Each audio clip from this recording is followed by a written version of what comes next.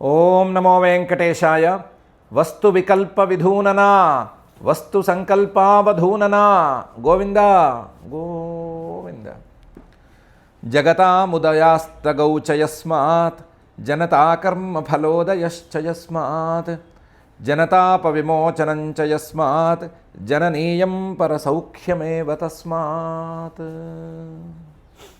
అని అఖిలాండకోటి బ్రహ్మాండ నాయకుడు దేవదేవుడు శ్రీ వెంకటేశ్వర స్వామి వారిని భక్తిగా ప్రార్థించుకుంటూ శ్రీ శుక్లవారు ఉపదేశం చేసిన శ్రీమద్భాగవతం యొక్క అధ్యయన కార్యక్రమాన్ని మనం ప్రారంభించుకుందాము.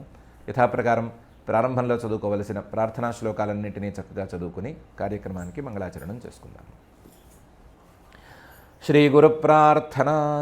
గురుర్బ్రహ్మా గురుర్విష్ణు గురుర్దేవో మహేశ్వర గురుః సాక్షాత్ పరం బ్రహ్మ తస్మై శ్రీ గురవే నమః. శ్రీనివాస ప్రార్థన. చంచలాసేవ్య పాదాయ చంచలానాం హితాయ చ చంచలాన్యసు తత్వాయ శ్రీనివాసాయ తే నమః. అథ సంకల్పః అస్మాకం ఉపాత్త సమస్త దురిత క్షయ ద్వారా బుద్ధిశుద్ధ్యర్థం విద్యాభివృద్ధ్యర్థం భక్తిజ్ఞానవైరాగ్యాది తదనుకూల సర్వసంపత్సమృద్ధ్యర్థం శ్రీ పరమేశ్వర ప్రీత్యర్థం శ్రీమద్భాగవత పాఠం కరిష్యామహే. అస్య శ్రీమద్భాగవత స్తోత్ర మహామంత్రస్య నారద ఋషి బృహతి ఛందః శ్రీకృష్ణః పరమాత్మా దేవత బ్రహ్మబీజం భక్తిశక్తి జ్ఞానవైరాగ్యే కీలకం అస్మాకం శ్రీమద్భగవత్ప్రసాదసిద్ధ్యర్థే పాఠే వినియోగః ధ్యానం నారాయణాగుణసులక్షణసత్వమూర్తిం వ్యాసప్రసూతశుక పూజకపుణ్యపూర్తిం ప్రహ్లాదనాదరవచ శమితాంతరార్తిం సన్మందిరం విశతభాగవతం సుకీర్తిం. శ్రీ గురుభ్యో నమః. నారద మహర్షి గారు మోక్షధర్మసార సంగ్రహాన్ని వివరించి చెబుతూ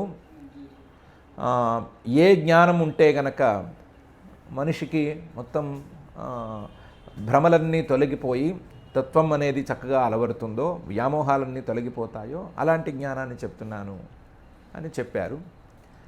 వ్యామోహాలు ఎందుకు తొలగిపోతాయి అని అడిగితే వాడు పరమాత్మ స్వరూపంలో కలిసిపోతాడన్నారు. పరమాత్మ స్వరూపం ఎలాంటిది అంటే జ్ఞానము జ్ఞేయము భోక్తవ్యము భోక్త అనేటువంటి విభాగాలు లేనటువంటి స్వరూపము అద్వితీయమైన స్వరూపము అని చెప్పారు. అది అద్వితీయ స్వరూపం ఎలా అవుతుంది అంటే ఆ పరమాత్మ తప్ప మిగతావన్నీ మిథ్యే అని 4 శ్లోకాల్లో వివరంగా తేల్చారు. దానికి ఆయన తీరులో ఆయన కొన్ని హేతువుల్ని చెప్పారు. అర్థమైనంత అర్థమైంది, అర్థం కానంత అర్థం కాకుండా పోయింది. ఇంత లావాటి ప్రపంచాన్ని, ఇంత బలంగా నమ్మిన ప్రపంచాన్ని మిథ్య అంటే మనం ఎలా నమ్ముతాము అని లోపల నుంచి సంఘర్షణ మొదలైంది. పోనీ అదైనా మంచిదే, పర్వాలేదు. సంఘర్షణ మొదలైనా పర్వాలేదు, ఏమీ అంటకుండా ఉంటేనే ప్రమాదం. మిథ్య అనే మాట చెప్పిన మాట నిజమైంది. అలాగే ఆత్మస్వరూపం అద్వితీయం అనే మాట కూడా వినపడింది. ఇప్పుడు సమస్య మాత్రం ఒకటి ఉంది. ఏమని? మీరు ఆత్మస్వరూపం అద్వితీయం అంటే వినబుద్ధే అవుతోంది. ఆత్మస్వరూపం కాక మిగతా ప్రపంచం మిథ్య అంటే మాత్రం నమ్మబుద్ధి కావట్లేదు. ఇంత బలంగా అంటుకుపోయింది కదా, నమ్మబుద్ధి కావటం లేదు. మీ మాట మీద విశ్వాసం ఉన్నా సరే అది అనుభవంలోకి రావటం లేదు. దాన్ని ఎలా సర్దుకోవాలి అనేటువంటి ప్రశ్న వస్తోంది. ఆ ప్రశ్నకి ఎక్కడా లేని సమాధానాన్ని నారద మహర్షి గారు చూపిస్తున్నారు. భావాద్వైతం క్రియాద్వైతం ద్రవ్యాద్వైతం తథాత్మనః వర్తయన్ స్వానుభూత్యేహ త్రీన్ స్వప్నాన్ ధునుతే ముని అని. ఈ శ్లోకాన్ని వెనక నుంచి వ్యాఖ్యానం చేసుకోవటమే మంచిది. దీనికి ప్రాథమికంగా ముని మననం అనేది ఉండాలి అనేది సమాధానం. ఏ విషయమైనా సరే కొత్తగా చెప్పిన విషయాన్ని, మన అనుభవంలో లేని విషయాన్ని చెప్తే జీర్ణించుకోవటం కష్టమే. కానీ మననం చేయగా చేయగా చేయగా ఆ విషయం అనుభవంలోకి వస్తుంది. కాబట్టి ముని. ఈ ముని మననమే ఎందుకు చేయాలి? మననం చేస్తేనే ఈ విషయం అర్థమయ్యేట్లుగా ఎందుకుంది అంటే ప్రతి జీవుడికి 3 స్వప్నాలు ఉంటాయి. 3 స్వప్నాలు, 3 స్వప్నాన్. ఈ 3 స్వప్నాలు, 3 కలలు మనిషికి ఏ కొత్త విషయం అర్థం కావాలన్నా అడ్డం పడిపోతూ ఉంటాయి. 3 స్వప్నాలు మెలకుగా ఉన్నప్పుడు కనిపించేటువంటి విశ్వం తాలూకు స్వప్నం, నిద్రపోయినప్పుడు కనిపించేటువంటి కలలలో ఉండే వస్తువుల తాలూకు స్వప్నం, చివరికి సుషుప్తిలో ఉన్నప్పుడు కూడా కనిపించేటువంటి అజ్ఞానం తాలూకు స్వప్నం అనే 3 స్వప్నాలు. వాటిల్లో కూడా వెనక నుంచి వెళితే సుషుప్తిలో కనిపించేటువంటి అజ్ఞానం నిద్రలాగా మారి నిద్రలో కలలో వచ్చేటువంటి పదార్థాలన్నీ తెలిసేటట్లు చేస్తుంది. అలా తెలిసేటట్టు చేసేటువంటి అజ్ఞానం కలలో ఉండేటువంటి పదార్థాలకి చూసేవాడికి ఒక బంధాన్ని ఏర్పరుస్తుంది. అదే అజ్ఞానం మెలకువ వచ్చేసరికి ఈ ప్రపంచాన్ని మొత్తాన్ని సృష్టి చేసినట్లుగా చేసి కలలో కంటే కొంచెం విలక్షణంగా, కలలో కంటే కొంచెం ఎక్కువసేపు ఉండేటట్లుగా పదార్థాలని సృష్టి చేసి, ఆ పదార్థాలను కనిపించేటట్లు చేసి, పదార్థాలను చూడటానికి ఇంద్రియాలను కూడా తానే తయారు చేసి కనిపించేటట్టు చేసి ఈ జీవుడికి పదార్థాలకి ఒక సంబంధాన్ని ఏర్పాటు చేస్తుంది. ఆ సంబంధం వలన, ఆ నమ్మకం వలన, ఆ బంధం దృఢపడిపోవటం వలన జీవుడు ఈ అజ్ఞానంతో వచ్చినటువంటి వీటన్నిటితోనూ ఒక బలమైన నమ్మకాన్ని, బంధాన్ని ఏర్పరచుకుని ఇవన్నీ సత్యము అనే మాటను నమ్ముతూ కూర్చున్నాడు. ఈ 3 స్వప్నాలు మననం ద్వారా పోవటానికి అవకాశం ఉంది. 3 స్వప్నాలు మననం ద్వారా తీరిపోతాయి. ఈ 3 స్వప్నాల్లోనూ సుషుప్తిలో చూసుకున్నప్పుడు, వెనక నుంచే చూస్తున్నాం కాబట్టి, సుషుప్తిలో చూసుకున్నప్పుడు కేవలం ఒకవైపు సుఖస్వరూపమైన ఆత్మ, మరొక వైపు అజ్ఞానం అనేది ఉంటే, ఆ అజ్ఞానం తాలూకు ప్రభావం వలన కేవలం ఆత్మస్వరూపమే ఉన్నప్పుడు మిగతా ప్రపంచం తాలూకు హడావిడేమీ లేకపోయినా సరే సుఖమహం అస్వాప్సం, నేను సుఖంగా పడుకున్నాను, సుఖాన్ని అనుభవించాను అని సుఖానికి, ఆత్మకి ఒక భోక్తవ్య బుద్ధిని కలుగజేస్తోంది ఆ అజ్ఞానం. అందువల్ల సుఖం అనేది ఆత్మస్వరూపం కంటే భిన్నంగా కనిపిస్తోంది. భేదం అనేది అక్కడ మొదలైపోయింది. కలల్లోకి వచ్చేసరికి వస్తువులన్నీ విడిగా తెలుస్తున్నాయి. నేను చూసేవాడిని విడిగా ఉన్నాను అనేటువంటి భేదబుద్ధి చక్కగా ఉంది. భేదబుద్ధి ఇంకా పెరిగిపోయింది. ఆ భేదబుద్ధికి ఇదే అజ్ఞానం కారణమైంది. ఇది ఒక భేదబుద్ధి లేదా స్వప్నమైంది. మెలకుగా ఉన్నప్పుడు భేదాల గురించి చెప్పుకోనక్కర్లేదు. భేదాలని లెక్కగట్టుకోవటం ఎవరి తరము కాదు. ఆ భేదబుద్ధి అనేది మెలకుగా ఉన్నప్పుడు చాలా స్పష్టంగా ఉంది. అదే అసలు సిసలుగా పనిచేస్తోంది. మరి కలల్లో వస్తువులు వాస్తవం కానప్పుడు, కలల్లో వస్తువులు నిజంగా లేనప్పుడు కలల్లో ఎందుకు కనిపిస్తున్నాయి అంటే చిన్నగా ఏదో సమాధానం ఉంది. మెలకువగా ఉన్నప్పుడు చూసినవన్నీ కూడా, మెలకువగా మనం చేసిన పనులు, చూసిన వస్తువులు ఇవన్నీ కూడా సంస్కార రూపంలో మారి కలల్లో కనిపిస్తున్నాయి అనే మాట ఉంది. అంటే మెలకువగా ఉన్నప్పుడు మనము వస్తువుల్ని భిన్నంగా చూస్తున్నాము, చూసి వాటితో ఏదో పనులు చేస్తున్నాము, వాటి తాలూకు ఫలితాలని కలల్లో చూస్తున్నాము అని తేలింది. అంటే కలల్లో ఉండేటువంటి వస్తువుల యొక్క భేదం ఫలభేదం అని చెప్పుకోవచ్చు. జాగ్రత్త ప్రపంచంలో ఉండేటువంటి భేదం వస్తుభేదం లేదా కర్మభేదం అని చెప్పుకోవచ్చు. దీన్ని బట్టి చూస్తే జాగ్రత్త ప్రపంచంలో మెలకుగా ఉన్నప్పుడు వస్తుభేద బుద్ధి అనేటువంటి ఒక స్వప్నం ఉంది. కలల్లోకి వచ్చేసరికి కర్మభేద బుద్ధి, కర్మఫలభేద బుద్ధి అనేటువంటి ఒక స్వప్నం ఉంది. దీనికి వచ్చేసరికి, సుషుప్తికి వచ్చేసరికి భోక్తృభేద బుద్ధి అనేటువంటి ఒక భేదం ఉంది, ఒక భేద బుద్ధి ఉంది. ఈ 3 భేద బుద్ధులు 3 స్వప్నాలుగా పనిచేస్తున్నాయి. ఒకవేళ కాదు కూడదు అంటే 3 భేద బుద్ధులు జాగ్రత్త ప్రపంచంలోనూ ఉన్నాయి, కాస్త జాగ్రత్తగా చూసుకుంటే స్వప్న ప్రపంచంలోనూ ఉన్నాయి, సుషుప్తిలో మాత్రం కాస్త తక్కువగా ఉన్నాయి. సరిగ్గా విడదీసి చూస్తే కానీ సరిగ్గా అర్థం కాదు. కాబట్టి ఈ భేద బుద్ధితోనే జీవుడి తాలూకు ప్రతి దశ వ్యాపించి ఉంది. ఈ భేదబుద్ధి పోవాలి అంటే మననం అనేది జరగాలి. 3 స్వప్నాన్ ముని విధూనుతే. ఈ 3 స్వప్నాల్ని ముని మననశీలుడు, మననం అనేది చేయడం అలవాటు ఉన్నవాడు పోగొట్టుకోగలుగుతాడు. మననం లేకపోతే ఈ స్వప్నాలు ఎప్పటికీ పూర్తి కావు. ఈ మననం ద్వారా ఏం రావాలి? స్వానుభూతి, ఆత్మతత్వం యొక్క అనుభూతి రావాలి. అనుభూతి వస్తే ఈ స్వప్నాలు పోతాయి. అనుభూతి ఎలా రావాలి? అంటే వర్తయన్, ఆలోచయన్, మననం అనేది ఉంది. ఆ మననానికి సపోర్ట్ చేయాలి. మననాన్ని ఎలా సపోర్ట్ చేయాలి అంటే యుక్తులతో సపోర్ట్ చేయాలి. ఎలా అంటే ఆత్మనః తన యొక్క భావాద్వైతం, క్రియాద్వైతం, ద్రవ్యాద్వైతం వర్తయన్, ఈ మూడిటిని ఆలోచించుకోవాలి. ఇలా గనక భావాద్వైతం, క్రియాద్వైతం, ద్రవ్యాద్వైతం, ఆత్మనః అనేదాన్ని గనక వర్తయన్ ఆలోచిస్తూ ఉంటే స్వానుభూతి అనేది కలుగుతుంది. స్వానుభూతి కలిగితే త్రీన్ స్వప్నాన్, ఇంతకుముందు చెప్పుకున్నటువంటి 3 స్వప్నాలను ధూనుతే ముని, పూర్తిగా తొలగించుకోగలుగుతాడు మననశీలుడైనటువంటి ప్రయత్నశీలుడు అని మహర్షి గారు ఈ శ్లోకంలో చెప్తున్నారు. భావాద్వైతం, క్రియాద్వైతం, ద్రవ్యాద్వైతం తథాత్మనః వర్తయన్ స్వానుభూత్యేహ త్రీన్ స్వప్నాన్ ధునుతే ముని అని. మనమే చేసుకున్నటువంటి అలవాట్లు, మనమే అలవాటు చేసుకున్నటువంటి భేదబుద్ధి మనం అర్థం చేసుకోవలసినటువంటి తత్వానికి అడ్డుగోడగా నిలుస్తోంది. ఆ అడ్డుగోడని మనమే కూల్చేయాలి. ఆ అడ్డుగోడని మన ప్రయత్నంతో, మన ఆలోచనతో, మన అనుభూతితో, మన స్వానుభూతితో మనం కూల్చాలి అని ఈ శ్లోకంలో మహర్షి గారు చెప్పినట్లయింది. మరి ఈ భావాద్వైతం, క్రియాద్వైతం, ద్రవ్యాద్వైతం అనే మాటలు ఎక్కడా విన్నది లేదే. వీటిని వివరించాలి కదా అంటే వివరిస్తాను, నేనే వివరిస్తాను అని పై శ్లోకంలో మొదలుపెట్టి చెప్తున్నారు. కార్యకారణ వస్తువైక్య దర్శనం పటతంతువత్ అవస్తుత్వాద్ వికల్పస్య భావాద్వైతం తదుచ్యతే అని.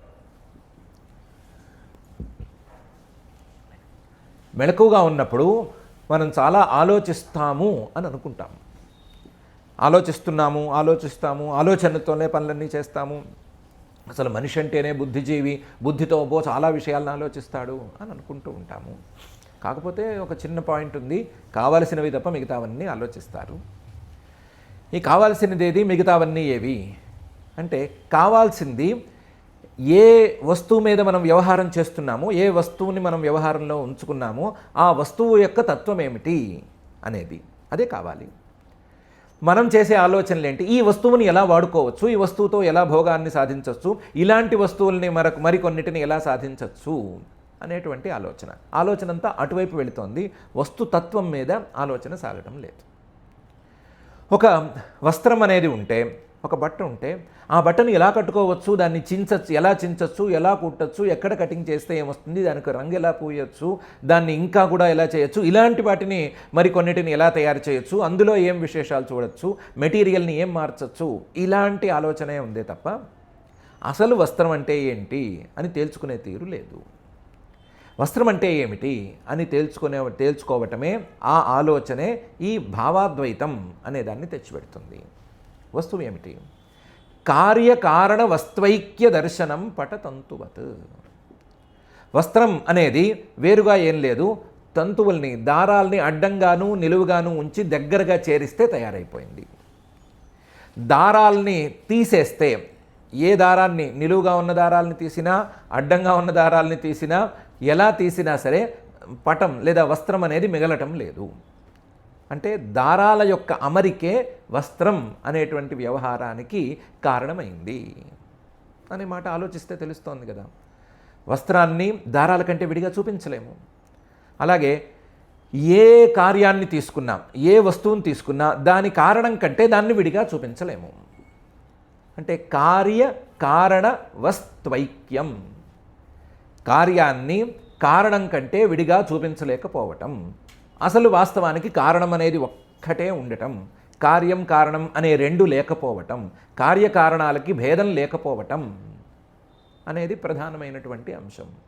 కార్యకారణ వస్త్వైక్యం, ఐక్యం, అక్కడ ఉన్నది ఒకే వస్తువు. ఏమి? దారం అనేటువంటి వస్తువు, లేదా దారాలు అనేటువంటి ఒకే కారణం.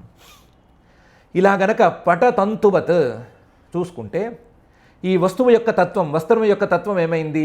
ఐక్యం, ఏకస్వరూపత్వం అనేది అయింది.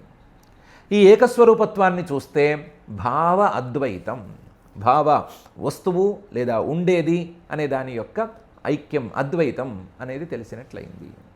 భావాద్వైతం తదుచ్యతే.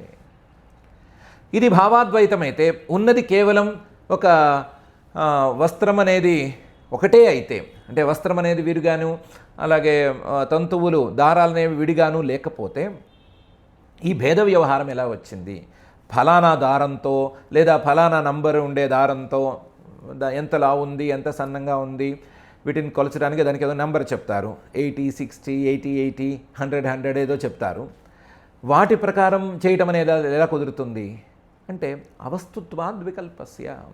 అవన్నీ ఏమీ లేవు, అవన్నీ కేవలం భ్రమలు మాత్రమే, అవన్నీ కేవలం కల్పితాలు. ఉన్నదల్లా ఏంటి? కేవలం అక్కడ ఉండే కారణం మాత్రమే. అదే కారణం ఒక్కటే సత్యం. ఈ కారణంలో ఉండేటువంటి, కారణంలో కనిపించేటువంటి కార్యం అనేది కేవలం కల్పితం, వ్యవహారానికి మనం ఏర్పాటు చేసుకున్నటువంటి తీరు. ఆ ఏర్పాటుకి కారణం ఏమిటి అంటే దారాలు ఒక అమరికలో ఉండటం అనేది ఉంది. అది వేరే సంగతి. దారాలు గనక ఒక ప్రత్యేకమైన అమరికలో ఉంటే అప్పుడు వస్త్రం అనేటువంటి బుద్ధిని కలిగిస్తాయి. ఆ అమరికలో లేకపోతే దారపు దారాలను ఇలా కట్టారు, అడ్డంగా కట్టారు, నిలువుగా కట్టారు అని అనిపిస్తుంది.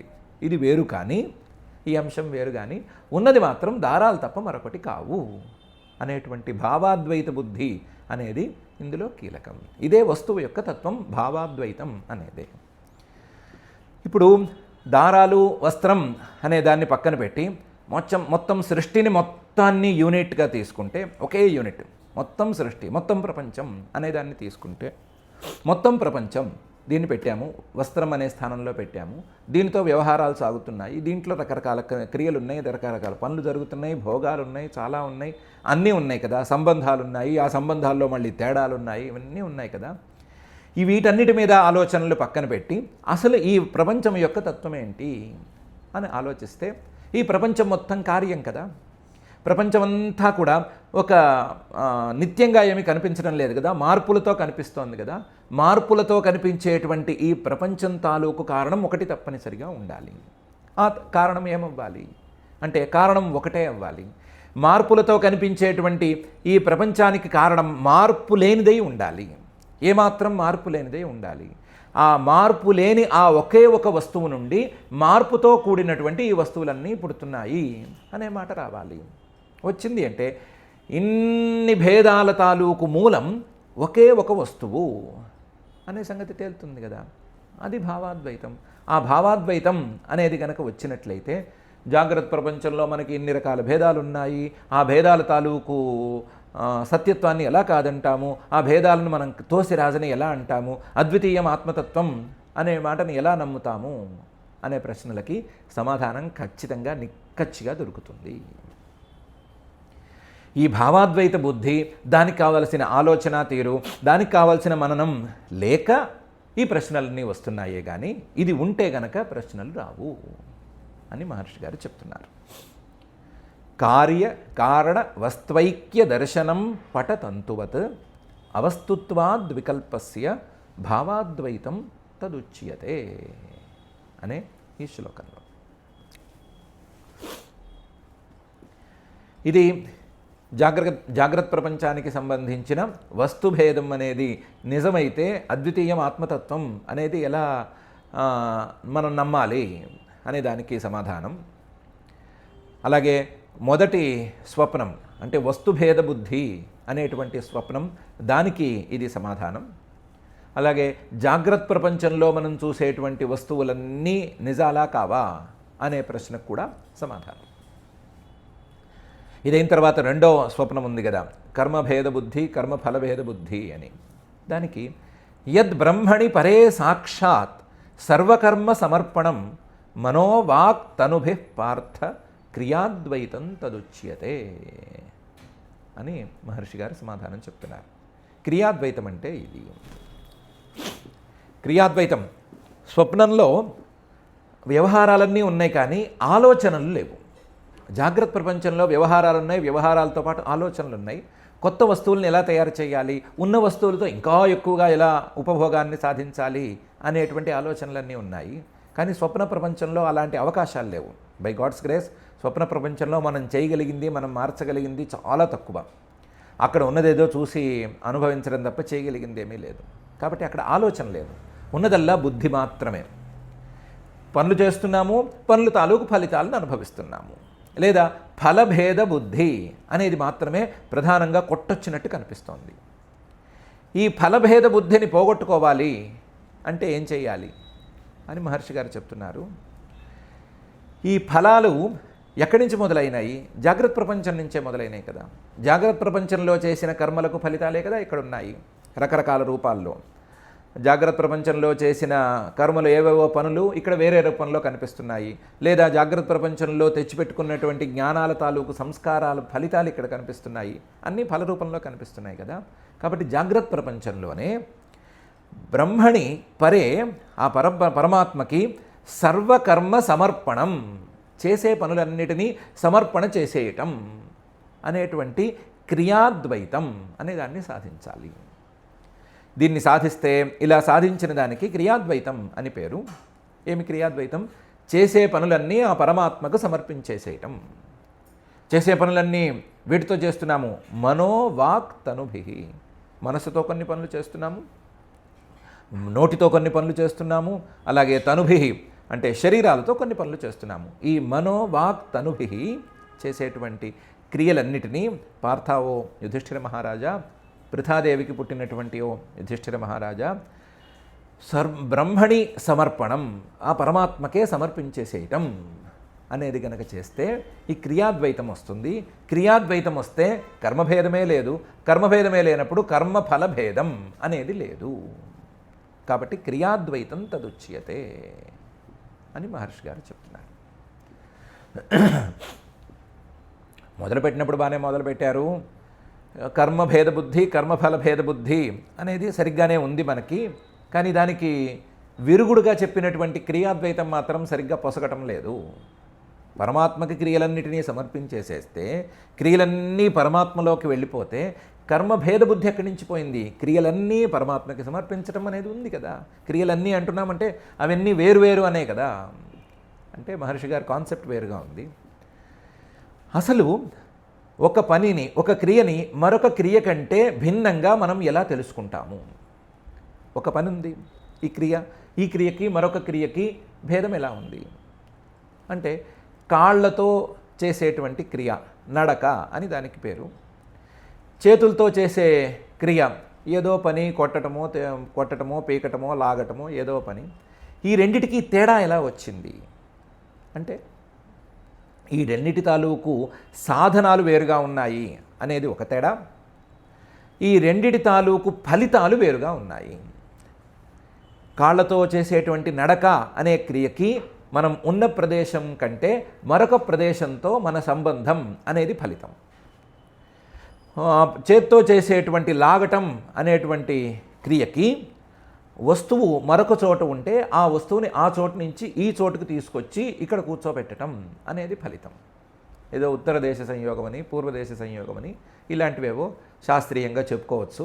అలా చెప్తే నచ్చేవాళ్ళు కొంతమంది ఉంటారు, ఇలా చెప్తే నచ్చేవాళ్ళు కొంతమంది ఉంటారు. మొత్తం మీద ఉన్నది ఇది ఫలితం. ఈ ఫలితాల మధ్య తేడాను బట్టి కర్మలలో తేడాలను మనం కనిపెడుతున్నాం. మళ్ళీ వైదికానికి వచ్చేసరికి, వైదికమైన కర్మల దగ్గరకు వచ్చేసరికి ఒక యాగం మరొక యాగం, ఈ రెండు యాగాలకి తేడా ఏంటి అంటే, ఈ యాగం చేస్తే స్వర్గం ఫలితం కలుగుతుంది, ఇంకొక యాగం చేస్తే ఇంకోటి ఏదో పశువులో ఏవో రావటం అనే ఫలితం కలుగుతుంది, లేదా ఆయుష్ కలుగుతుంది, బ్రహ్మవర్చస్సు కలుగుతుంది అని ఫలితాలనే చూపిస్తున్నాం. ఫలితాల మీద మార్పులను బట్టి ఈ కర్మలలో తేడాను మనం కనిపెడుతున్నాం. ఆ కర్మలు నిజంగా ఉన్నాయా, లేదా కర్మలలో భేదం నిజంగా ఉందా అనే సంగతి ఇంతకు మించి మనకు తెలిసే లేదు.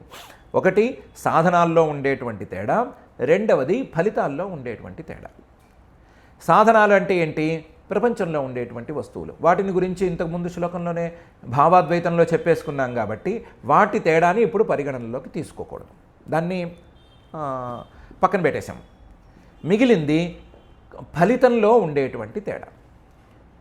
ఇప్పుడు గనక ఈ ఫలితాలన్నిటినీ తీసుకెళ్ళి పరమాత్మకు సమర్పణ చేసేస్తే, పరమాత్మకే ఫలితాలన్నిటినీ సమర్పణ చేసేస్తే, ఫలితం మీద దృష్టితో కాకుండా కర్మలను చేయటం మొదలు పెడితే ఏ కర్మకి మరొక కర్మకి తేడా ఎక్కడి నుంచి కనిపిస్తుంది? ఫలితాల ద్వారా మనం కనిపెట్టినటువంటి తేడాని ఇప్పుడు ఫలితాలన్నీ పరమాత్మకే అనే దృష్టితో గనక పక్కకి తోసేస్తే, ఫలితాలన్నీ పరమాత్మకే సమర్పించుకోవటం ద్వారానే కర్మలు చేయటం, దాని మూలకంగానే కర్మలను చేయటం అనే దాన్ని అలవాటు చేసుకుంటే ఈ కర్మభేదం అనేది ఎక్కడి నుంచి వస్తుంది? ఓకే, ఒకవేళ ఇది కూడా కాకుండా ప్రతి క్రియ సహజంగానే మరొక క్రియ కంటే కూడా వేరుగా ఉంటుంది. ప్రతి క్రియకి కర్త వేరువేరుగా ఉంటాడు, కర్త యొక్క దశలు వేరువేరుగా ఉంటాయి. కాబట్టి కర్మస్వరూపంతోనో లేదా కర్మలను చేసేటువంటి ఆయా కర్తలలో ఉండేటువంటి విశేషాలతోనో కర్మలు భిన్నంగా ఉంటాయి అని అనుకున్నా, కర్మలన్నిటినీ వేరువేరు చెంబుల్లో నీళ్లు తీసుకుని సముద్రంలోకి పోసినట్టు పోసేస్తే, ఒకే స్వరూపంలోకి పోసేస్తే ఆ కర్మలన్నీ వేరుగా ఎక్కడి నుంచి కనిపిస్తాయి? కర్మలన్నిటినీ పరమాత్మకు సమర్పించేసేస్తే అవి భిన్నంగా ఉంటే ఉండవచ్చు కాక, వాటి యొక్క రూపాలన్నీ భిన్నంగా ఉంటే ఉండవచ్చు కాక, ఒకే స్వరూపంలో కలిపేస్తే వాటికి భేదం ఎక్కడి నుంచి వచ్చింది? పోనీ కర్తలను తీసుకుందాము. కర్తలను తీసుకుంటే కర్తృత్వాలను తీసుకెళ్ళి పరమాత్మకు సమర్పించేసేస్తే, ఈ కర్తలో ఉండవలసినటువంటి కర్తృత్వాన్ని పరమాత్మకే సమర్పణ చేసేస్తే, కర్తను నేను కాను అనే మాట తీసేస్తే, కర్తృత్వాన్ని కూడా పరమాత్మకు సమర్పణం చేసేస్తే ఇంకా కర్మభేదం ఎక్కడి నుంచి వచ్చింది? కర్తృత్వ భేదం ద్వారా కర్మభేదం అన్నారు కదా, అది కూడా పోయింది కదా. కాబట్టి సర్వకర్మ సమర్పణం, కర్తృత్వము అలాగే ఆ కర్తృత్వం ద్వారా వచ్చినటువంటి కర్మలు, ఆ కర్మల తాలూకు ఫలితాలు, ఈ మూడింటినీ గనక పరమాత్మకే అర్పణ చేసేస్తే, పరమాత్మలో ఈ కర్మలన్నిటినీ పోసేస్తే ఇంకా మిగిలేది ఏమీ ఉండదు. క్రియాద్వైతం, ఒకే కర్మ. ఏం కర్మ? పరమేశ్వరార్పణ బుద్ధితో చేసేటువంటి కర్మ, ఈశ్వరార్థం కరోమి అనే తీరుతో ఉండేటువంటి కర్మ. ఈ కర్మం చేసేస్తే ఇలాంటి కర్మలు భేదబుద్ధిని కలిగించవు, భేదబుద్ధి అనే దానికి సమాధానంగా నిలుస్తాయి అని మహర్షి గారు అంటున్నారు. భగవద్గీతలో పరమాత్మ చెప్పినటువంటి పరమేశ్వరార్పణ బుద్ధ్యా చేసేటువంటి కర్మలనే ఈయన వేరే కోణంలోంచి తీసుకొచ్చి చూపిస్తున్నారు. కానీ కాన్సెప్ట్ మాత్రం కొత్తది. క్రియాద్వైతం అనే కాన్సెప్ట్ మనం ఇంతవరకు విని ఉండలేదు. దాన్నే యద్ బ్రహ్మణి పరే సాక్షాత్ సర్వకర్మ సమర్పణం మనోవాక్ తనుభే పార్థ క్రియాద్వైతం తదుచ్యతే అనే శ్లోకంలో మహర్షి గారు చెప్తున్నారు. ఇక మిగిలింది ద్రవ్యాద్వైతం అనే మూడోది. ఈ ద్రవ్యాద్వైతం ద్వారా పోవలసినటువంటి భోక్తృభోగ్య భేద బుద్ధి అనేటువంటిది. దాని గురించి ఆత్మజాయాసుతాదీనాం అన్యేషాం సర్వదేహినాం యత్ స్వార్థ కామయోరైక్యం ద్రవ్యాద్వైతం తదుచ్యతే అని మహర్షి గారు సమాధానం చెప్తున్నారు. ఈ ద్రవ్యాద్వైతం అనేది విచిత్రమైన కాన్సెప్టు. ఈ ద్రవ్యాద్వైతం ద్వారా, ఈ ద్రవ్యాద్వైతాన్ని మననం చేయటం ద్వారా పోవలసింది భోక్తృభోగ్య భేద బుద్ధి. అంటే నేను ఒక భోక్తనున్నాను, నేను ఒక అనుభవించేవాడిని ఉన్నాను, నేను అనుభవించవలసినటువంటి సుఖం ఉంది. ఈ భావన ఎక్కడ కనిపిస్తోంది? సుషుప్తిలో కూడా కనిపిస్తోంది. సుషుప్తిలో ఎందుకు అలా కనిపిస్తోంది అంటే, సుషుప్తిలో ఒక సంస్కారం అజ్ఞానం మీద ప్రభావం చూపిస్తోంది. ఆ సంస్కారం ఎక్కడి నుంచి మొదలైంది? జాగ్రత్త అవస్థ నుంచి మొదలైంది. జాగ్రత్త అవస్థ నుంచి ఎలా మొదలైంది? జాగ్రత్త అవస్థలో నేను అన్నం తింటాను, నేను అన్నం తినేటప్పుడు నాకుండేటువంటి టేస్ట్ వేరు, నాకుండేటువంటి భోగం వేరు, నా పక్కన ఉండేటువంటి నా భార్య, ఆవిడ టేస్ట్ వేరు, ఆవిడ తినే తీరు వేరు, నా పిల్లలు వాళ్ళు తినే తీరు వేరు, లేదా భోగాలను నేను అనుభవించే తీరు వేరు, వాళ్ళు అనుభవించే తీరు వేరు, మేము భోక్తలం ఇంతమంది ఉన్నాము, మేము కూర్చుని తినేవాళ్ళం ఇంతమంది ఉన్నాము, భోగ్యాలు అంటే అనుభవించవలసినటువంటి పదార్థాలు ఇన్ని వేవేల కింద ఉన్నాయి అనేటువంటి భావన జాగ్రత్త ప్రపంచంలో మొదలైనటువంటి భావన, స్వప్న ప్రపంచంలో లీలగా ఉండేటువంటి భావన, వీటి ద్వారా సంస్కారాలు ఏర్పడినాయి. ఆ సంస్కారాలు అజ్ఞానాన్ని బలపరిచి, ఆ అజ్ఞానం అక్కడేదో ఉన్నప్పుడు, సుషుప్తిలో ఉన్నప్పుడు కూడా ఉన్న స్వరూప సుఖాన్ని అనుభవిస్తూ ఉన్నా సరే అందులో భోక్తృభోగ్య భేద బుద్ధిని కలిగింపజేస్తున్నాయి. ఇది కదా విషయం. ఇది ఎక్కడి నుంచి మొదలైంది? జాగ్రత్త అవస్థల నుంచే మొదలైంది. కాబట్టి జాగ్రత్త అవస్థలోనే దీన్ని రిపేర్ చేసుకోవాలి. ఎలా చేసుకోవాలి? మీరు అంటున్నారు కదా, నేను వేరు, నా భార్య వేరు, నా పిల్లలు వేరు, నా చుట్టుపక్కల వాళ్ళు వేరు వేరు అని. దాన్ని ఆత్మ జాయా సుతాదీనాం, ఆత్మ తను, జాయ భార్య, సుతాదీనాం పిల్లలు మొదలైనటువంటి వాళ్ళు, అన్యేషాం మిగతా అందరూ కూడా, సర్వదేహినాం మొత్తం ఈ దేహాన్ని ధరించిన వాళ్ళు ఎంతమంది ఉన్నా సరే, ఈ దేహాన్ని కానీ ఇలాంటి దేహాన్ని కానీ ధరించిన వాళ్ళు ఎంతమంది ఉన్నా సరే వాళ్ళందరి తాలూకు స్వార్థకామయోరైక్యం. స్వార్థకామయోరైక్యం. ఈ వాళ్ళు అనుభవించేటువంటి భోగాలన్నీ ఒకటే. వాళ్ళు ప్రయోజనంగా దేన్ని భావిస్తున్నారో ఆ ప్రయోజనం ఒకటే, లేదా వాళ్ళు కోరుకునేటువంటి విషయాలన్నీ ఒకటే అనేటువంటి భావన ద్రవ్యాద్వైతం తదుచ్యతే. లేదా వాళ్ళ యొక్క స్వార్థాలు, వాళ్ళ యొక్క కామనలు అన్నీ ఒకటే, వాళ్ళు కోరుకునే వస్తువులన్నీ ఒకటే అనేటువంటి భావన ద్రవ్యాద్వైతం అని పిలువబడుతుంది. ద్రవ్యాద్వైతం తదుచ్యతే అని మహర్షి గారు దానికి సమాధానం చెప్తున్నారు. ఏమంటున్నారు? ఏదో హడావిడిగా అన్నీ సర్దారు, సర్ది ఉన్నట్టుండి అన్నిటినీ మూట కట్టేశారు అనేం చేయలేదు. ఇంతవరకు చెప్పింది ఏంటని ఒకసారి చూసుకుంటే సరిపోతుంది. కనిపించే వస్తువులేవి నిజంగా వేరువేరుగా లేవు. కనిపించే వస్తువులన్నీ కూడా ఆ కనిపించే వస్తువుల తాలూకు కారణమైనటువంటి పరమాత్మ స్వరూపంగానే ఉన్నాయి అని కదా చెప్పింది. కాబట్టి పరమాత్మ ఒక్కడే సత్యం, పరమాత్మ కారణం అనేది ఒక్కటే సత్యం, వస్తువుల యొక్క భేదం అనేది మిథ్యా అని కదా చెప్పాము.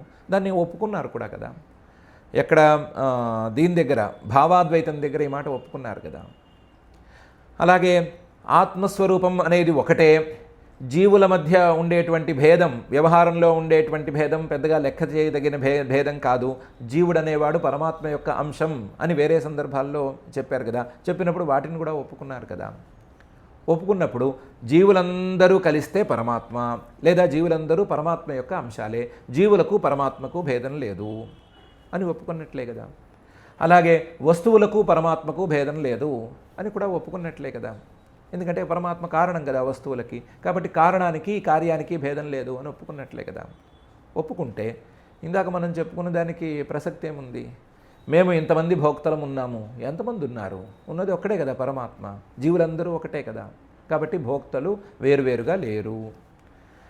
మేము అనుభవించవలసిన వస్తువులు ఉన్నాయి, చాలా వేవేల కొద్దీ ఉన్నాయి. ఎక్కడున్నాయి? ఉన్నది పరమాత్మ ఒక్కటే కదా, కారణం ఒక్కటే కదా. కాబట్టి దాంట్లోనూ భేదం లేదు. పోనీ భోక్త భోగ్యం అనే భేదం ఉందా? లేదు కదా. భోక్త అన్నా పరమాత్మే అయ్యాడు, భోగ్యం అన్నా కూడా పరమాత్మే అయ్యాడు. కాబట్టి రెండు వైపులా ఉన్నది పరమాత్మే కదా. పరమాత్మ అయినప్పుడు భేదం అనేది ఎక్కడి నుంచి వచ్చింది? దీన్నే ద్రవ్యాద్వైతం అని అనుకోవచ్చు కదా. అందరిలో ఎవరిలో చూసుకున్నా ఇలాగే చూసుకోవచ్చు కదా. భోక్తలు అంటే ఎవరు? ఒక శరీరాన్ని ఆశ్రయించుకున్న జీవులు. శరీరాన్ని ఆశ్రయించుకున్న జీవులు అనే దాన్ని మళ్ళీ రెండుగా విడదీద్దాము. జీవులు, శరీరాలు అని. శరీరాలన్నీనేమో కనిపించే వస్తువులు, సృష్టి, వీటిల్లో చేరిపోతాయి. వీటికి కారణమైనటువంటి పరమాత్మ స్వరూపంగా నిలుస్తాయి. ఆ శరీరాలలో ఉండే జీవులందరూ కూడా పరమాత్మ యొక్క అంశాలు, పరమాత్మలోని భాగాలు, అంటే పరమాత్మే అని తేల్తారు. కాబట్టి భోక్తలందరూ జీవులైతే గనక పరమాత్మ కోటిలోకి చేరుతారు, శరీరాలైతే గనక ఈ కార్యకారణ అనన్యత్వ న్యాయంతో పరమాత్మలోకి చేరిపోతారు. కాబట్టి పరమాత్మ కంటే భిన్నంగా ఎవరున్నారు అనే ప్రశ్న అలాగే ఉంది. కాబట్టి పరమాత్మ ఉన్నది ఒక్కడే అనే సంగతి తేలిపోతోంది కదా. ఈ ఆలోచన చేస్తే ఈ భోక్తృభోగ్య భేద బుద్ధి అనేది ఎంతసేపట్లో పోవాలి? అది గనక పోతే, ఆ సంస్కారాలు గనక తగ్గిపోతే, సుషుప్తిలో సుఖాన్ని అనుభవించేటప్పుడు భేదబుద్ధితో కాకుండా అభేదబుద్ధితో అనుభవించేటువంటి సందర్భం ఎంత తొందరగా రావాలి? ఆ సుషుప్తి కొంచెం లాగినట్లయి సమాధి స్థితి ఎంతలో అందాలి అని మహర్షి గారు అభిప్రాయపడుతున్నారు. ఆ అభిప్రాయంతోనే యద్ బ్రహ్మణి పరే సాక్షాత్ సర్వకర్మ సమర్పణం మనోవాక్ తనుభిః పార్థ క్రియాద్వైతం తదుచ్యతే అని ఆత్మజాయా సుతాదీనాం అన్యేషాం సర్వదేహినాం యత్ స్వార్థ కామయోరైక్యం ద్రవ్యాద్వైతం తదుచ్యతే అని సమాధానం చెప్తున్నారు.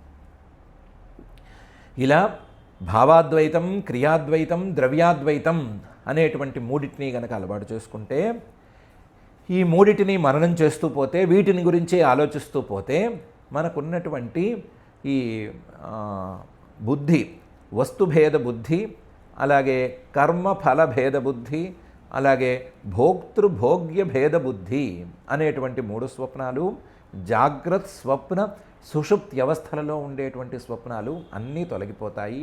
అవి తొలగిపోతే ప్రశ్నలన్నీ పోతాయి. ప్రశ్నలు తెలియకుండా వచ్చినటువంటి ప్రశ్నలు తెలియకపోవటం వలన వచ్చినటువంటి ప్రశ్నలు వాటి మీద ఆలోచన సాగకపోవటం వలన వచ్చిన ప్రశ్నలు, ఆలోచనల వల్ల అవి పోతాయి అని మహర్షి గారు చెప్తున్నారు.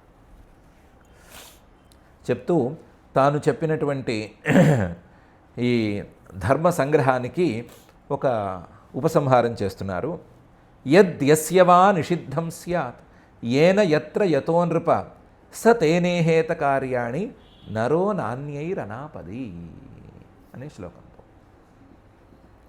10వ అధ్యాయంలో తాను మొదలుపెట్టినటువంటి ధర్మోపదేశం, ఆ ధర్మోపదేశానికి ఒక 11వ అధ్యాయంలో మొదలుపెట్టినటువంటి ధర్మోపదేశం, ఆ ధర్మోపదేశానికి ఇది మొత్తానికి సంగ్రహం. ఏదైనా సరే యస్య అనిషిద్ధం స్యాత్, ఇది ఫలానా వాడు చేయకూడదు అని గనక నిషేధం లేకపోతే అనిషిద్ధం స్యాత్ ఏన యత్ర యతో నృప, నిషేధం కూడా ఈ సాధనంతో చేయకూడదు.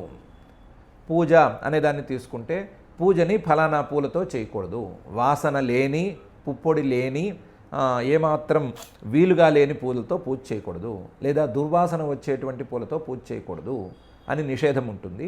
ఆ నిషేధం లేని లేదా పూలు కోసినప్పుడు చేత్తో తీసుకొస్తే ఆ పూలు పూజ చేయకూడదు, పూలు కోసినప్పుడు జిల్లేడు ఆకులో తీసుకొస్తే ఆ పూలతో పూజ చేయకూడదు, పూలు కోసినప్పుడు బట్టలో చున్నీలోనో లేకపోతే ఉత్తరీయంలోనో పెట్టుకుని తీసుకొస్తే లేదా గుడ్డ సంచిలో పూలు తీసుకొస్తే ఆ పూలు పూజకి పనికిరావు అని నిషేధం ఉంటుంది.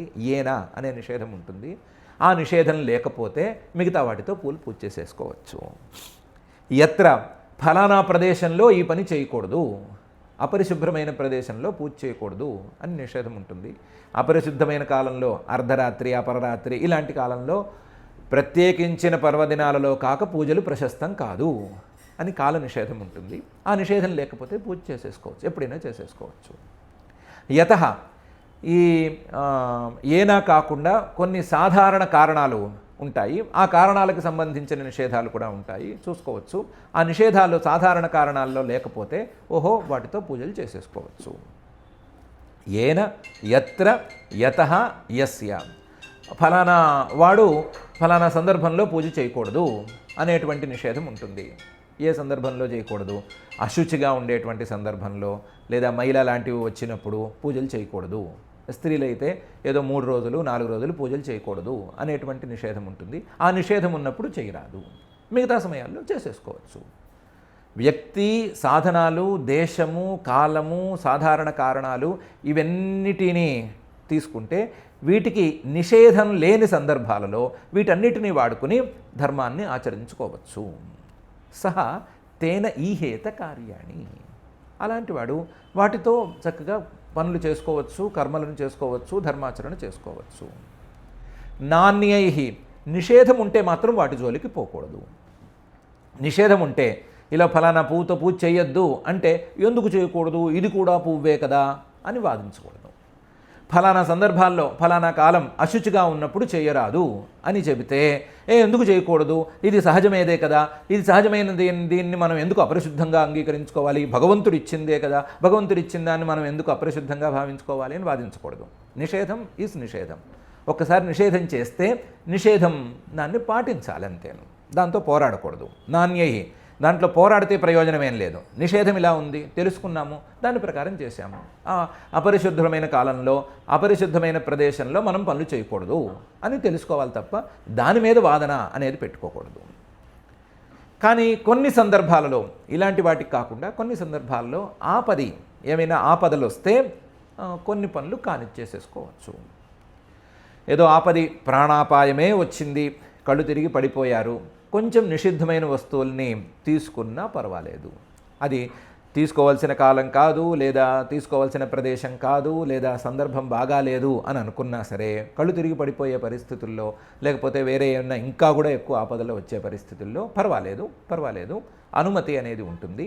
అనాపది, ఆపదలు లేకపోతే, ప్రాణాపాయాలు లాంటివి లేదా శరీరాపాయాలు లాంటివి లేకపోతే మాత్రం నిషేధాలను ఉల్లంఘించడానికి వీలు లేదు.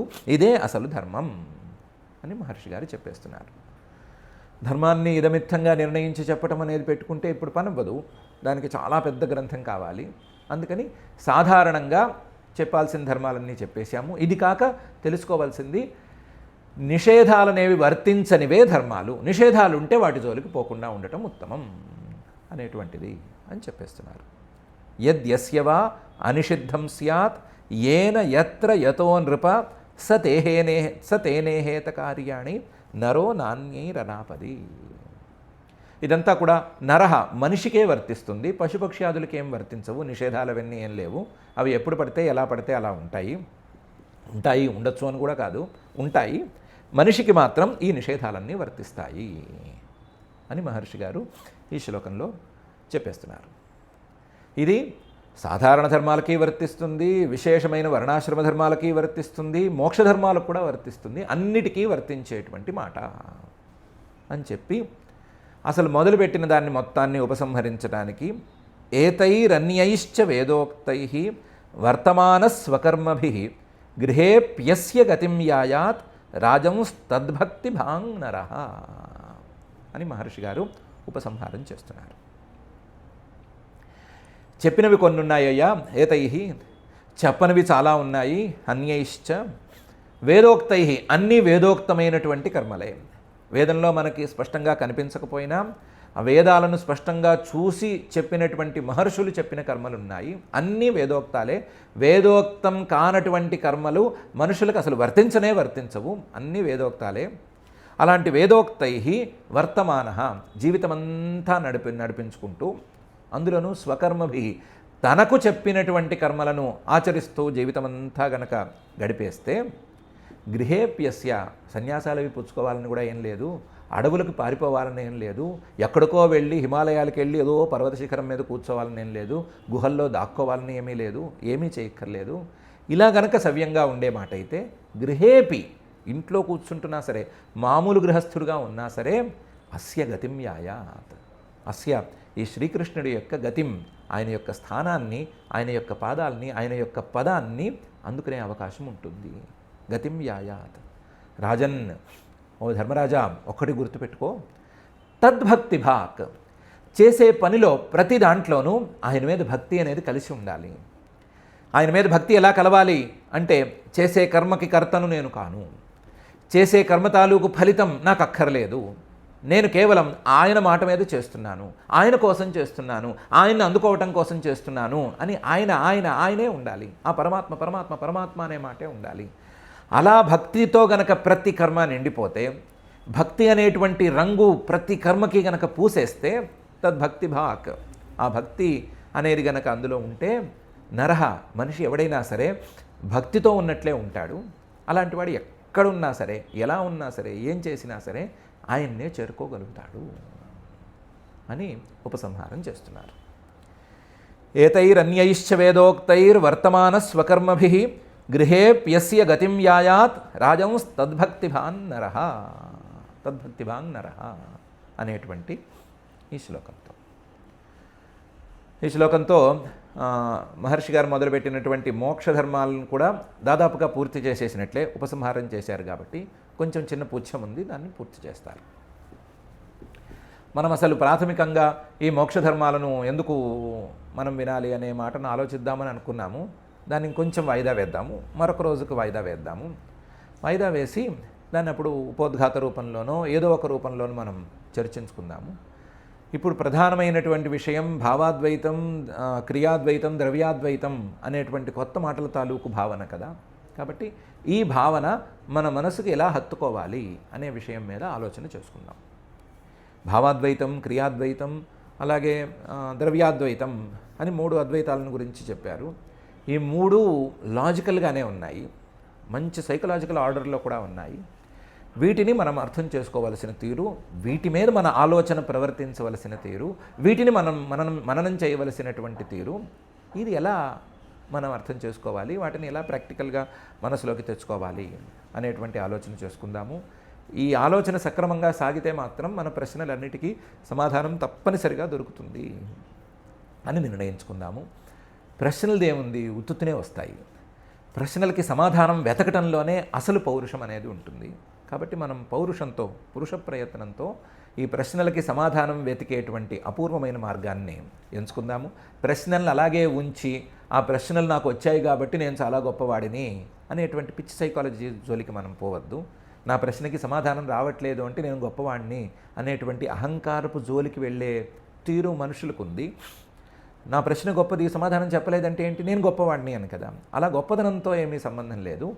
నా ప్రశ్నకి నేను సమాధానం ఎలా వెతుక్కోవాలి, నా ప్రశ్నకి ఎప్పటికైనా సరే నేను తలకాయలు పగలు కొట్టుకునైనా సరే, ఈ తలకాయ ఒకటే, మిగతా వాళ్ళ తలకాయలు పగలు కొట్టకూడదు, ఒక్క నా తల పగలు కొట్టుకునైనా సరే నేను సమాధానం ఎలా సాధించాలి అనేటువంటి సంకల్పాన్ని మనం పొందాలి. ఆ సంకల్పానికి నారద మహర్షి గారి ఈ వాక్యాలు దిక్సూచిగా పనిచేయాలి. అలా నారద మహర్షి గారి ఈ అద్వైత వాక్యాలన్నీ మనకు దిక్సూచిగా పనిచేసి మన మనసుల్లో ఉండేటువంటి సందేహాలన్నీ పటాపంచలైపోయి ఆ అద్వైత తత్వం మన మనసుల్లో స్థిరంగా కుదురుకోవాలి అని ఆ అఖిలాండకోటి బ్రహ్మాండ నాయకుడు, దేవదేవుడు, సకలాద్వైతమూర్తి అయినటువంటి శ్రీ వెంకటేశ్వర స్వామి వారిని భక్తిగా ప్రార్థించుకుందాం. ఆ ప్రార్థనతో మనం పారాయణ కార్యక్రమం చేసుకుందాం. అథ శ్రీమద్భాగవతే పారమహంస్యాం సంహితాయాం సప్తమస్కంధే పంచదశాధ్యాయే శ్లోకాః. భావాద్వైతం క్రియాద్వైతం ద్రవ్యాద్వైతం తథాత్మనః వర్తయన్ స్వానుభూత్యేహ త్రీన్ స్వప్నాన్ ధునుతే మునిః. కార్యకారణవస్త్వైక్య మర్శనం పటతంతువత్ అవస్తుత్వాద్వికల్పస్య భావాద్వైతం తదుచ్యతే. యద్బ్రహ్మణి పరే సాక్షాత్ సర్వకర్మ సమర్పణం మనోవాక్తనుభిః పార్థ క్రియాద్వైతం తదుచ్యతే. ఆత్మజాయాసుతాదీనాం అన్యేషాం సర్వదేహినాం యత్స్వార్థకామయోరైక్యం ద్రవ్యాద్వైతం తదుచ్యతే. యద్యస్య వా నిషిద్ధం స్యాత్ येन यत्र यतो नृप सतेनेहेत कार्याणि नरो नान्यैरनापदी.